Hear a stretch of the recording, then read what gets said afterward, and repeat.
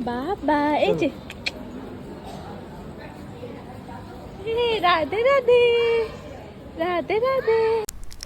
বাঁকে বিহারী মন্দির দর্শন করে আমরা রাধাবল্লভ মন্দির দর্শন করি। তারপর এই দুর্গা মন্দিরে আসি। আর এই দুর্গা মন্দিরে তখন আরতি হচ্ছিল। দুর্গা মাকে দর্শন করে আমরা এই দুর্গা মন্দিরেই প্রসাদ নিয়েছিলাম।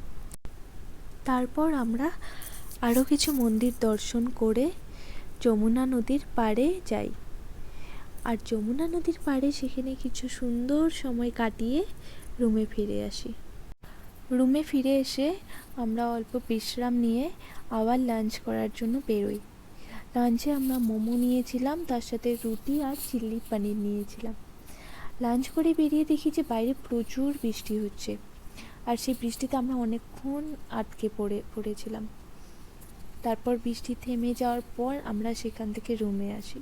রুমে এসে আমরা আবার বিশ্রাম করি।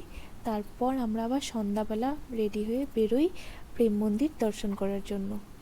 বৃন্দাবনে আমি প্রতিদিন তিলক পড়েছিলাম। তিলক পড়তে আমার খুব ভালো লাগে। প্রেম মন্দির যাওয়ার আগেও আমি তিলক পড়ে নিই। তারপর আমরা প্রেম মন্দিরে পৌঁছে যাই। প্রেম মন্দির পৌঁছে দেখি এখানেও ভক্তগণের প্রচুর ভিড়। আর প্রেম মন্দিরের চারপাশের আলোকসজ্জাটা অসাধারণ। জানো তো, এই প্রাণবন্ত পরিবেশ দেখেই আমার মনটা জুড়িয়ে গেল সত্যি। তারপর আমরা এই মন্দিরের ভিতরে ঢুকে শ্রীজি এবং ভগবানজির দর্শন করে তারপর কিছুটা সময় সেই স্নিগ্ধ পরিবেশে কাটিয়ে রুমে ফিরে আসি।